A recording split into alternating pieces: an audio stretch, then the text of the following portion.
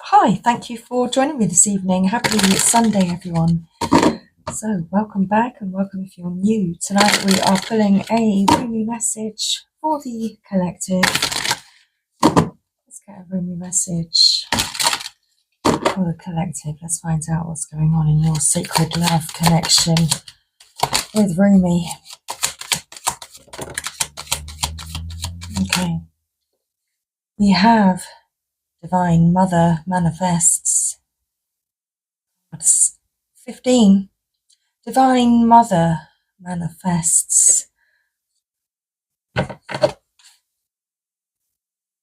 of the deck we have beyond death, life. Okay. You are soon to be blessed with a rebirth.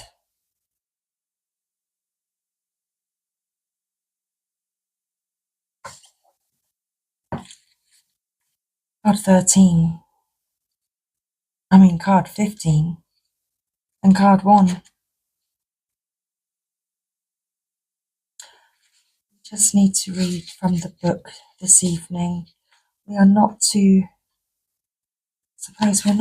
we're to step away, to not involve ourselves too much. We're to allow divine, to divine and to intervene, if and when necessary. Oh, you living in the world of 6 directions, accept the gloom and accept the bliss, for those seeds buried in the ground will one day grow into fruitful orchards. Rumi. Footprints lead to the shore of the sea. Beyond that point, no trace remains. Rumi. We share her, this Divine Mother, you and I. We are her precious children. We are born through her love, and she shares in our losses and our gains, our tragedies and our triumphs. Her hair forms the galaxies, her thoughts become the stars. The sun is her own warmth, and her breath is felt upon this earth, causing the roar of the ocean waves. Her voice is heard in all the call, in the call of the whales and the trill of the birds. She is all, nurturing life into existence. She is in my reaching for you, and she is in your acceptance of my divine hand. She is all, this great lady. Nothing lies outside of her sphere of influence and power, compassion and grace. That includes you and your dreams, great and small, my angel of love. So don't forget it. I am calling to you. Can you hear me? Listen. Within your heart, there I speak. My voice rings true. You are urged beyond what has been. The time has come. Lay it to rest now. This ending comes as a grace to free you from all that you have known. For what you have known is now too small for your soul. Bear your uncertainty with equanimity, and I am certain enough for both of us. Allow me to show you the light that you are, that burns within you, blazing angel of heavenly purity. I will unveil you to yourself, undressing your ego, casting aside its layers, as tender as a lover, with unwavering attention upon the sacred body of light. You shall know yourself in truth, as pure, beyond all experience, untainted, ever innocence, as a pure vessel stripped bare, ready for the divine revelation, a light, as life, as light, and as love. This oracle comes to you via the sacred grace and mercy of the Divine Mother, who is the great manifesting expression of divinity. All that is created, all that is made manifest without exception, flows from her being. This is why it is safe to trust in life, even, most especially, the inexplicable mystery and even the darkness that may give rise to fear and judgment within us. It is all part of her unfathomable workings. So we pray for light, we pray for love, we honour and live our lives with its mysteries, with as much integrity as we must muster. But beyond that, it is best to participate in this life with much less certainty than the mind would have us believe necessary for inner peace. Inner peace doesn't come with understanding, it comes with trusting. Can we understand a star or a galaxy? Perhaps not. Yet we can choose to trust in its beauty and beingness, and from it derive great energy, hope, and inspiration. The ways of the Divine Mother are not to be judged by our limited standards, rather than can be witnessed, experienced, and received. What a relief to know, to not need to understand. What a relief to simply live with trust and know that everything will work out. It will work its way out. Through those wise ways of the Divine Mother,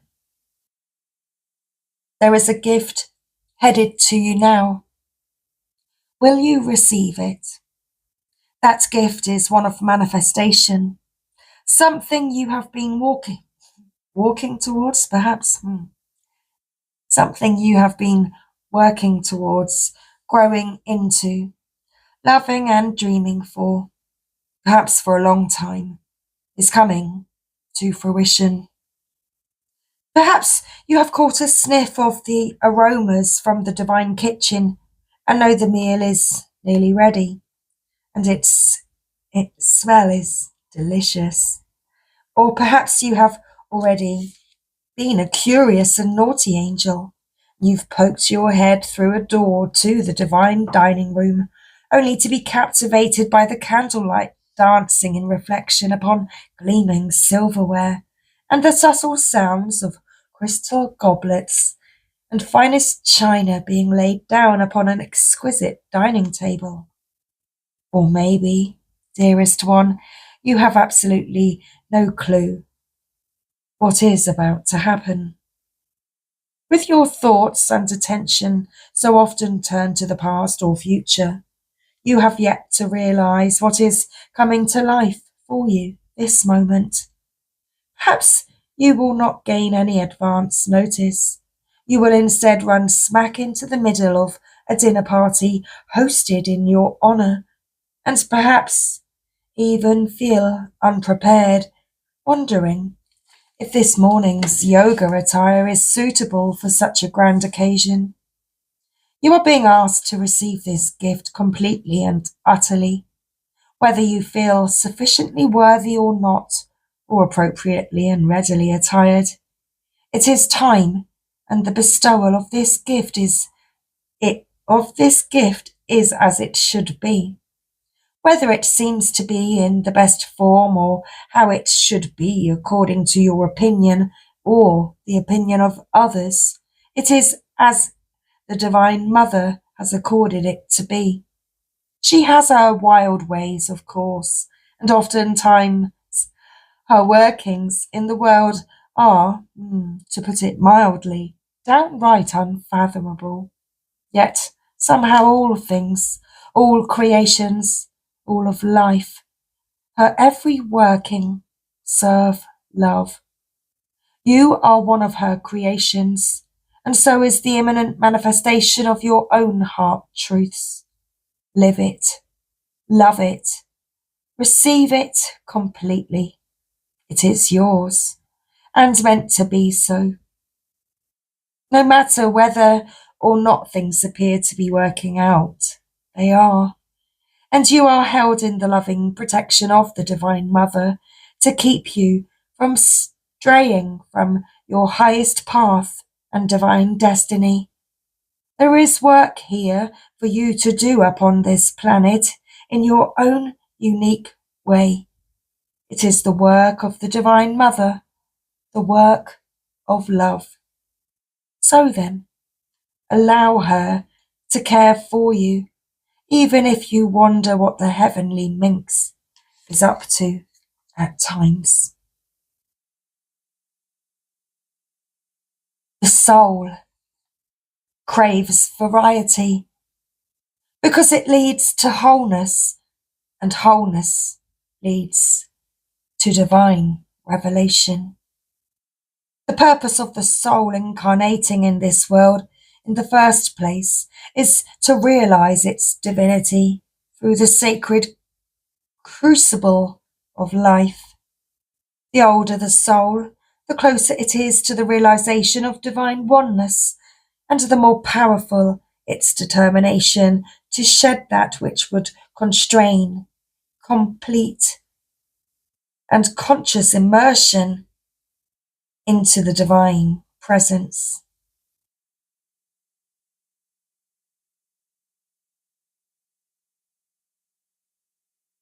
So here you are, an old soul at the edge of something you have known, at the cusp of an ending and a beginning. Perhaps you are already in surrender and falling in, or perhaps you are fearful and resisting as you greet your unknown destiny. Yet this moment is happening because your own divine soul has chosen for it to be this way, so that love may grow. There is no punishment in this ending, nor is there anything to fear. There may be pain, there may be grief and loss, there may be uncertainty and even insecurity. Yet you have a heart big enough to bear such growing pains. Your heart is even big enough to receive the joy that is lying in wait for you now as you stumble across her in the course of your clumsy, inspired travails into new life. You can scoop her up in your arms and spin her wildly about as she delights in your embrace, throwing her head back and laughing her vibrant, contagious laughter, filling you with exquisite ecstasy. Yes, you shall know the truth, the knowledge that the divine is with you, guiding every unfolding moment of your life journey. No matter how dark it may first appear, the divine is with you in unflinching generosity, with compassion and with fierce passion for your blossoming into all that you are, all that you can be. So what must you do to receive this divine grace, this new life? You must be willing to face death. It may be that death has come to you in the form of loss of a beloved one, a physical loss that takes you into the darkest despair or depths of your grieving heart. It may be death that comes to you in the ending of a financial or professional situation you once relied upon. It could also be in the sense that you don't really know who you are anymore. Old identities, having shown themselves to be inadequate, inaccurate, mere ego masks too small for the great being that you are starting to suspect you may be. Your death may be a choice to let go, to take a step in a new direction, or move house, to end a relationship, to change career, or to step away from a religious or philosophical tradition or a group or teacher. Your death may not feel as though it has come by choice at all. It may be a sickness that leaves you feeling helpless, a relationship or other life circumstance changing when you wish with all your heart that it would not. Your transition through this death may be triggered by an inner feeling that you cannot quite pin down, that you cannot quite pin down. Nonetheless, it powerfully propels you away from what has been and towards untapped possibilities, perhaps even toward great confusion as you encounter life in a new way, feeling even somewhat unprepared and uncertain as to what may lie ahead of you now. How you deal with this grace, hidden though it may at first appear to be under the cloak of crisis, is up to you. You have enough spiritual intelligence to shift perspective and to choose, if you wish, to test your inner gaze, to rest your inner gaze upon what lies beyond the death. Gaze, instead, upon the new life that is calling you. When you know deep within that no matter what experiences you have had in your life, that you are untainted, you will be more easily able to trust in the love the divine has for you. You won't question your worthiness, and therefore you will trust in life more easily and more fully, no matter how much it asks of you at times. The divine is a relentless lover.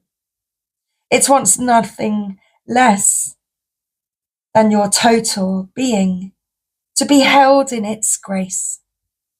Sometimes that means we will have to give up lesser loves for the greater lover, the divine one that calls us to remember our true nature. You are a beautiful, blazing soul, having a human experience that defies explanation and opens you up to divinity. That is what is happening in your life now, whether the death is obvious and painful to you, or whether you are uncertain as to how it is yet showing up in your life. Either way, there is an ending imminent and new life coming to you, with greater opportunities for your radiant soul to shine its beauty into the world. Grasp it eagerly, beloved. Now is not the time for fear or hesitation. Focus on what is becoming, whilst honouring what it is no longer to be.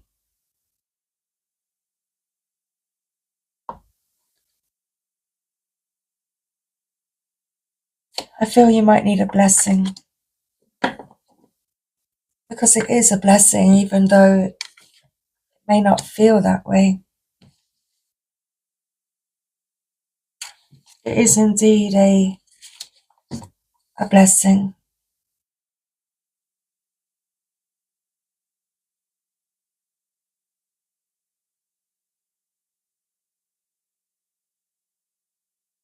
Let go of thought. Don't take it into your heart.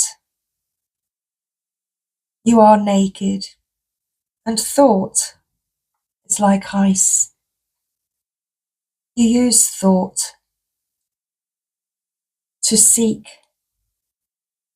release from suffering and pain, while thought is the cause of your suffering and pain. The realm of creation is outside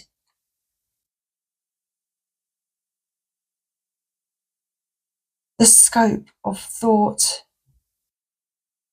O foolish one, see the opus and behold the beauty. Look in the direction from which the images flow, from which the images flow. See the brook that causes the wheel to turn through me. You are in a state of acceptance. I hope that you have enjoyed this evening's reading. I feel that there is a time of acceptance, a time of letting go of an old way of being, an old life,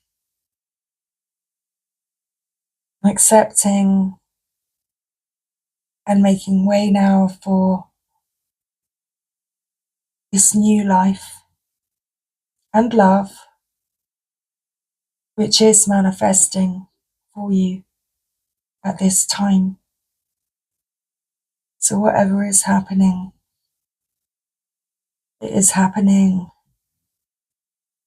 to connect you closer to divine.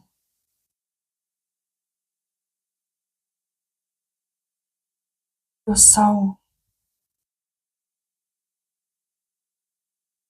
is leading your way. I'll see you next time, everybody. Bye for now.